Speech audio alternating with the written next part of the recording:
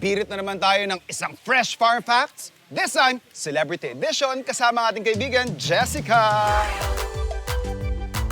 Chef, ano kaya yung best investment when it comes to kitchen tools? Kahit gaano pa yan kamahal or anything. Bilang kusinero, I think kung seseryosohin mo talaga yung craft ng pagkukusina, tama yung mentality na mag-i-invest ka na kahit mahal.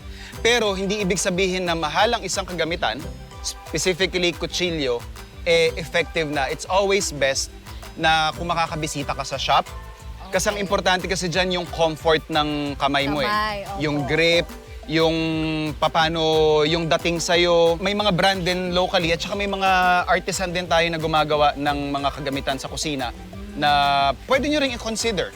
Kagaya ng kutsilyong gamit natin dito sa Farm to Table, local yung gumawa niyan. Kung meron kayong katanungan or gusto kayong i-clarify or may mga bagay kayong gustong malaman pa, ibato nyo sa mga social media accounts namin yan at sasagutin natin yan dito sa Fresh Farm Facts.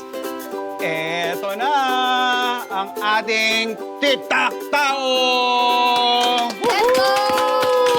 Yan o, pumped up na yung ating mga food explorers na maglalaro. Dito sa Tic-Tac-Tao, we'll use the OG way of playing tic-tac-toe. Ang unang makabuo ng horizontal, vertical, or diagonal pattern ang makakapuntos. The team with the most points wins! At pakilala na natin sa ating Green Tinted 60s Mind team. Yan, nandito si Jong, Chef Drew, at saka kaibigan natin si Stanley. Sa ating Pink Cadillac naman, syempre, Jessica, si Ched, and Chef Zar. Pink, let's go! Ating malaking dice ang magdedetermine kung sino mauuna sa ating laro. Ganda ng ikot. Alright. Pink, syempre mauuna si Jessica. Pili na kung saan ka, Jessica.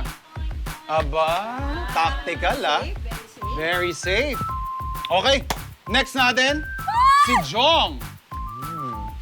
Huwag mo ayusin. Next Agay! natin, si Ched. Uy, nice. Susunod natin, si Stan. Sabaw to, sabaw. Okay. Next natin, Chef Zar. Uy, in fairness. Chef Drew, alam mo na kung saan ka.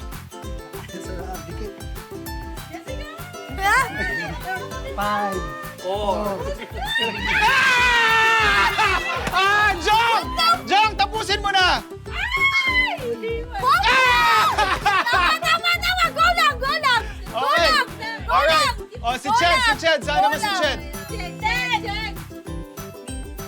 Yes!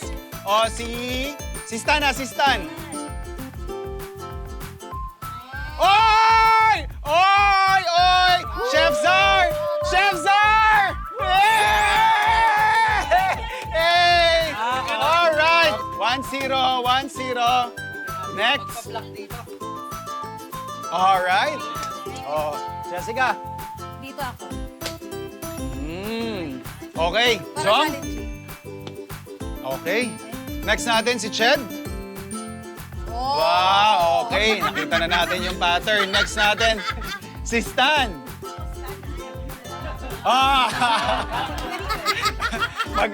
Magkakahiyaan. Chef Zar, saan tayo? Maganda. Si Chef Drew naman. Eto na! Ano ka ba? Maganda yung strategy ninyo. Next round. Kami pa din. Ayaw mo? Dito ako. Para may iba. Okay, si Jong naman. Ano kayang strategy ng green team ngayon? Si Ched yung susunod. Oy. Si Stan, saan mang diskarte mo? Okay. May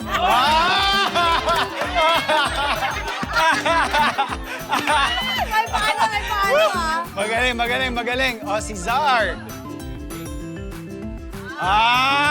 Eto na naman. Ito. Dito na magpapatalo si Chef Drew. Jessica! Tapusin mo na! 3-0! wala. Since napagod ang inyong isip sa inyong mga diskarte, I'm sure yung inyong tiyan naman ay nagutom. Tara na, ako nang bahala sa food trip natin. Let's go! Let's go! Isang haranang pangkusina ang atid natin dito sa Fresh Farm Facts. Kasama ang ating kaibigan, si Jong. Gusto ko kasi mag-business simula pa nung like food business. Okay. Kasi nung bata pa ako, sumasabay ako sa lola ko. Gumigising ako ng 4 a.m. So, ako yung Taga-bit-bit. taga-bit-bit. Yes. So, minsan, sinasamahan ko siya sa pagbebenta. Ang question ko is, paano maging katulad mo? Yeah. Chef is essentially someone who can run the day-to-day operations ng kitchen.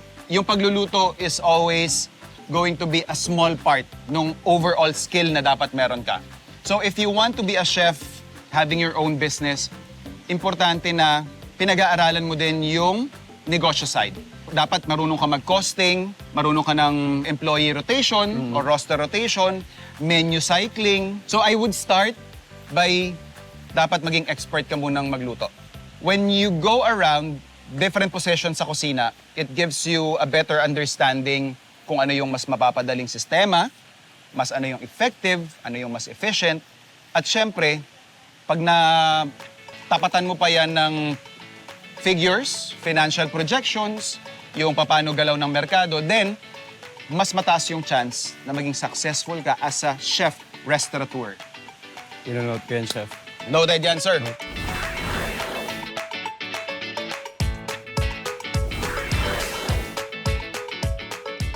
The feast is ready! Parang naaano ko ano yung unahin ko. Oh, ano ba unahin mo? Dito muna ako. Oh, attack tayo, attack! Sige, go na, Jong. Oh, kuha na kayo dyan. Okay na ako dito. So, Tingnan ngayon ko natin. matitikman. Ang Jong, version ni nakasalala yung ano mo sa akin, Jong. Charis. Ano, oy. In fairness. In fairness na yun. Oo, pre, ha? Fairness, ha? Thank you, thank you. Hala, oo nga.